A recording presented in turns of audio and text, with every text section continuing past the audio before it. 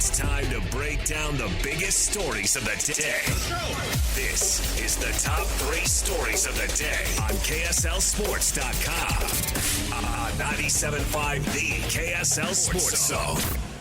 Jake and Ben, want to remind you about Win Ticket Wednesday, your chance to win big every week on the KSL Sports Zone. Coming up on Wednesday, you can win Fast Pass VIP tickets to Nightmare on 13th, one location, 2 haunted attractions. Nightmare on 13th, where Halloween lives. Get $10 off nighttime attractions by using discount code ZONE, or listen all day on Wednesday for your chance to win. Time for the top 3 stories of the day. KSLSports.com, brought to you by J. Brooks Jewelers. Cherish your love with J. Brooks Jewelers. Explore their expertly crafted engagement rings made from the finest materials. J. Brooks Jewelers. All right, Christian, where do you want to start today? Number 1, BYU gets the win Friday night. They moved to 5-0, up to number 18 in the AP poll. Start with the good or the bad? Wherever you want to go, pal. I do think this was, and not just because of the yardage, because the yardage was clearly impressive. This was Bear Bachmeier's best passing game. He delivered some throws that were very impressive. And I thought the best part of the throws specifically were, generally I thought his 2 best throws on the night came right after big mistakes or turnovers. There was the interception, West Virginia drives down, BYU gets the ball back. Bear hits the 80-yard pass to Chase Roberts. That was the very next pass, and it was a great pass on the RPO. I thought he read it. He dialed it up perfectly, hit Chase in stride, like no stress at all, and actually really good play calling from A-Rod as well to go right back to that right after throwing his first interception of the season. And then he did it again on the deep pass after the turnover on the pitch that got swatted away, which is a great play by the West Virginia defensive player. But I thought his bounce back in both of those was the type of overcoming adversity that we had not seen him have to deal with yet. And he bounced back and really did that. That's what I thought was by far most impressive. Sometimes quarterbacks have to go and win games, and I thought Bear did a pretty good job of that. Yeah. His best of the year. Oh, certainly. I thought them being more aggressive with him was quite intentional. I never bought into, even though A-Rod said we've given him the whole playbook and he's just munched the whole thing down. I never bought into that. They haven't given him the keys to the car, so to speak, if you have to do a cliche. And they just kept it safe and made sure that he didn't make a mistake that really cost him. But that's probably not going to get it done in conference. To your point, you're probably going to need a little more than that.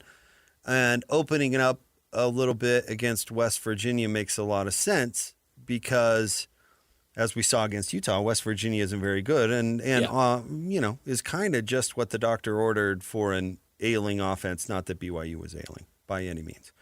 But you knew, and PK was saying something similar this morning, but you knew that the Bear can make a couple of mistakes that all freshmen make, and it's not going to cost you the game. So you can open it up a little bit. You can let him make a couple of mistakes because you're being more aggressive, and then you can still win the football game, which is exactly what happened. I don't know if I buy into the 351 because it seems like anybody can throw it all over the Mountaineers, and they hit those big plays, which are all hugely positive, but I don't expect the Bear to throw 351 on everybody. But, and I imagine we'll get into the mistakes here in a minute, you learn those lessons, and if you're a BYU fan, you hope the Bear doesn't make them again, which all quarterbacks make mistakes, even when they know better. But it was pretty ideal from that standpoint, where you get to kind of. Oh, no, I'm not going to use that comparison because war comparisons are clunky, but you get a chance to see what it looks like when you give him a little more room to be aggressive. Agreed. Obviously, the biggest concern is you may have lost Jack Kelly for an extended period of time.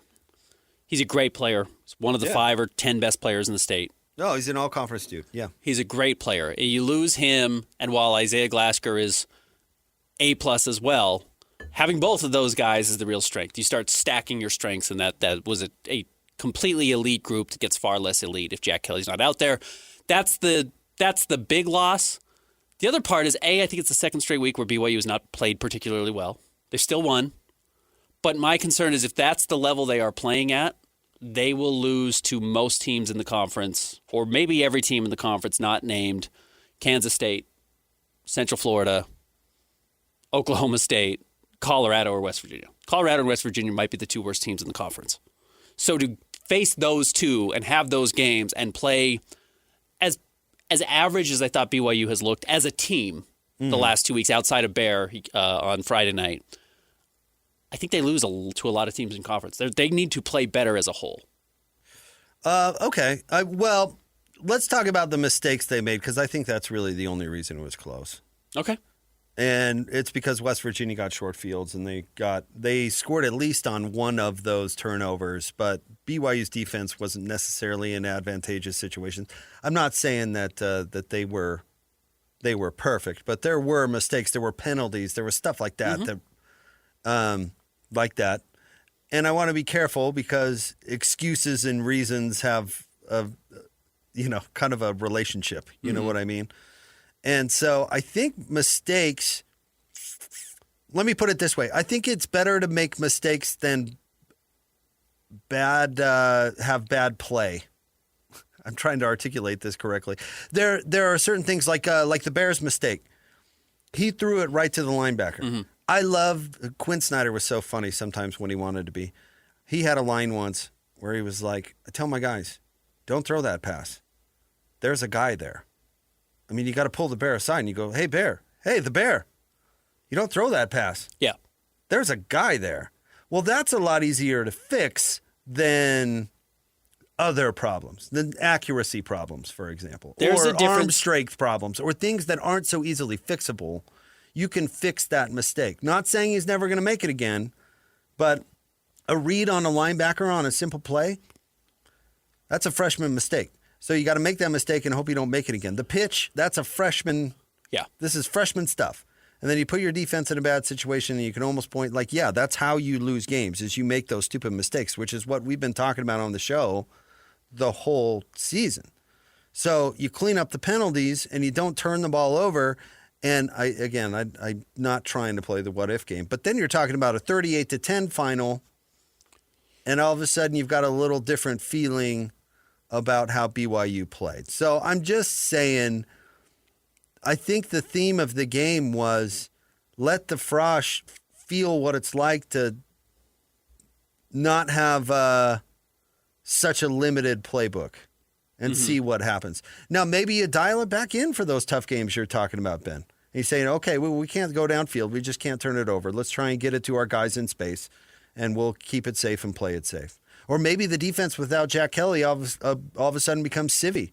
And in those big games, you're like, okay, Fresh, you're going to have to cut it loose because we got no other choice. I mean, we just don't know exactly how it's going to play out. I think the Jack Kelly issue is the biggest negative story from the game. I think you're correct in identifying that as being a lingering issue, but we don't know what the circumstances are going to be like going forward. But you can make those mistakes against West Virginia, and you're not going to lose. You can make those mistakes, and it's not going to cost you. It will cost you against Ballore or Cincinnati or, well, I don't have every team the BYU's rest of BYU's schedule. I don't have their schedule, exactly in front of me. But Arizona this weekend, it will cost you. And then Utah next weekend, it will cost you. I'm up in the air about Arizona. I don't know how good Arizona is. I think they're better than West Virginia. They're better than West Virginia, which is and what now I think you're on the saying. road. Yeah, on the road. Oh, by the way, I was hearing to Christian and Alex Naples this weekend, and I think it was Alex who said that playing at Arizona is an intimidating place to play. It is not. No, it's not. In Tucson, it is not. So going on the road to Tucson is not exactly going on the road to West Virginia, in fact. Probably. Not that they showed well, but that was a rainy game against Utah. You are correct. There is a difference between a bad team and a good team that makes mistakes. Right now, I think BYU is a good team that is making mistakes, I hope. Yeah. They didn't play great against Colorado, and it was a slow start, and then they played much better after the first quarter. They played really well, I thought, to start against West Virginia, and I don't know if they took their foot off the pedal or if they got lackadaisical or West Virginia settled in a little bit and started to play better. Again, I think if they continue to play the way they have the last 2 weeks, you're talking about a 3 or 4 loss team, which would be significant considering they are 5-0 right now. And if you lose 4 games, you go 3-4 the rest of the way, and that feels much different than, 10-2. And I think that's really on the table for BYU if they don't start to clean things up. And they have the ability to clean things up. Again, we're seeing things from Bear Bachmeier that he's never faced. And ideally, they play to the level of their competition. And that means even when they play good teams, they play better. Well, unless he's Travis Wilson, I don't think he should throw that pass to that linebacker again. No, don't do that. Remember when Travis threw, 3 interceptions to the same linebacker in one game against USC? Yep. Granted, he was a good linebacker. Yeah. But those are the type of young player mistakes that you're talking about. Yep. And Bear has, for the most part, been immune to those. But we started to see a little bit more of that. Because they asked a little more out of him. But where I would argue with you or disagree with you is, yes, West Virginia benefited from the mistakes BYU made, as did BYU, because they were also playing against a true freshman quarterback who made some truly horrendous throws. Well, nobody's making the claim that West Virginia is any good. Right. So, but I can't just say, well, BYU will clean up their mistakes and that will be the difference. That will make it a 38-10 game or a 45-10 game, because BYU scored 38 points also because West Virginia made a ton of mistakes and turned the ball over where they couldn't turn the ball over. Yeah, well, they did the same thing against Dampier and Utah. Exactly right. And, we saw that game for what it was. It was somebody who was getting the confidence back against what do we call it, the get-right game? Mm-hmm. It was a get-right game. It was. And in this case, there was not necessarily anything wrong with BYU, but I think this was an experimental game. Sure. They opened it up a little bit, knowing that the next 4 games, and really the next 6 games, because we can drop Central Florida off. I'm not a huge believer in Central Florida. No, I'm not either.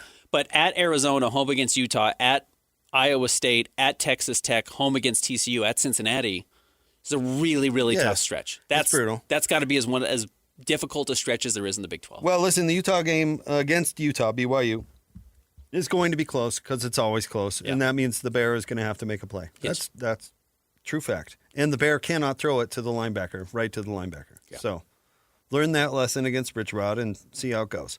All right, what's next? Number 2, speaking of the BYU-Utah game, it's coming up fast. We've got a kickoff time. 6 p.m., Big Fox. So a nice, high-profile, primetime game for Utah and BYU to show their stuff. Well, that was the point of moving it early in the season. Mm-hmm. So I hope that pays off. Big Fox, prime time. Big rivalry game. People want to see it. That's right where you want to be. So hopefully both teams hold up their end of the bargain, and that's a one-loss team against an undefeated team, and then it really does have conference implications where it did not, of course, last year.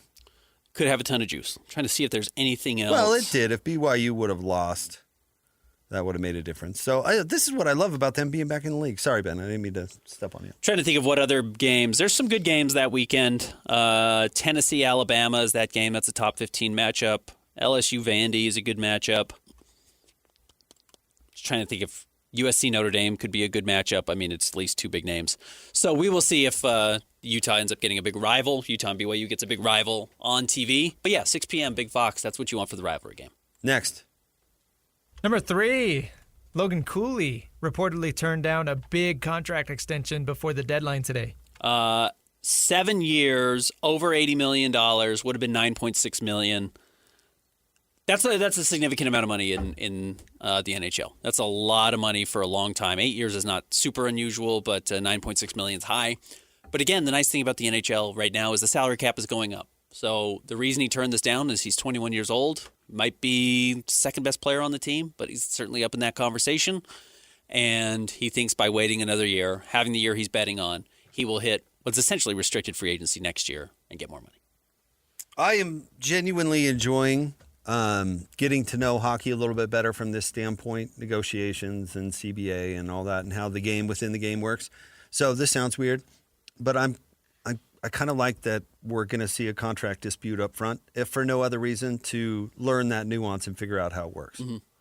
Because I honestly, the one way LeBron changed the NBA is that, one, he actually left when he had a max deal on the table when he left Cleveland, which really had not happened before, and started some players like Kevin Durant electing to do that. But he also started signing super short-term contracts for the reason that you're talking about, is because it's all about percentage of the salary cap, and the more often that you become a free agent and the more often that you sign deals, the higher your money can be because the salary cap keeps going up. So maybe the max is, what's the max in the NBA, not the super max, 30%? is the 30%, max. yeah. 30. You know, if you keep signing 30% contracts every other year and the cap goes up X percent, your salary is going to go up. Right. And nobody was really doing that. Everybody was doing the Andre Karolinko, I'm going to sign in a 6-year deal. And LeBron's like, no, I'm not going to do that anymore. And then all of a sudden the CBA changed after the lockout where they actually limited the max to 4 years, 5 years with a team option if you are retaining your player. Mm-hmm. And so LeBron really changed how people viewed their contracts, and that everybody was scared if you got hurt, well, it was going to affect you in free agency. And LeBron proved if you're good enough, no, you're not. Right.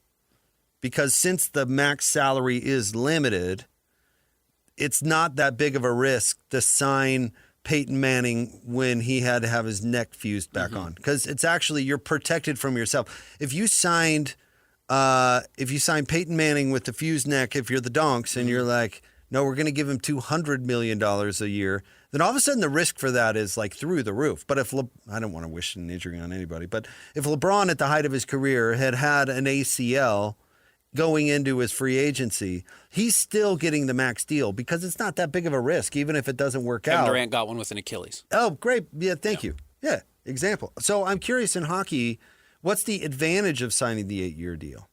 Yeah. Because this, I mean, unless...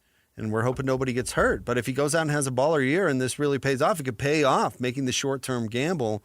And how do hockey players make that, kind of calculation? I am with you. And there are shorter deals, which is ironic because the short deal in the NHL is like 5 years, not the 8-year deal that Dylan Guenther signed. So what essentially Logan Cooley is doing is betting on himself. He may sign a shorter deal next summer worth over $10 million a year. So a 5-year, $60-ish million, $55 million deal to, yes, hit free agency sooner and then also get $2 million more a year than he would have gotten this offseason. So that's kind of the advantage he's betting on himself and getting to free agency sooner. We'll see. Yeah, the bet, and we should talk to Cole Bagley about it, is just that like maybe these guys are worried that injuries derail your career, so you sign an 8-year contract. You know you're going to be around that long, probably hits certain pension highs that you get through the rest of your life if you've been in the league long enough, and that's just the direction it moves. All right, stay tuned. Coming up next, a truly incredible off-the-field moment from college football this weekend. Okay. One of those great moments in television. Not Matt Sanchez. Mark Sanchez. Matt Sanchez is a former Jazz social media We guy. do need to talk about Mark. Do we? Yeah, I think he's Bozo of the Week. We have not had a Bozo of the Week in a long time. Oh, Not of this caliber. That's pretty bozo behavior. I gotta agree with you there. So maybe we'll get to it. But that's a bad story. It's a weird one. It's one of the weirdest stories. It's very strange. Yeah. And not good. But we'll get to your college story next. Yeah. Stay tuned. More Jake and Ben coming up next. 97.5, the KSL Sports Zone.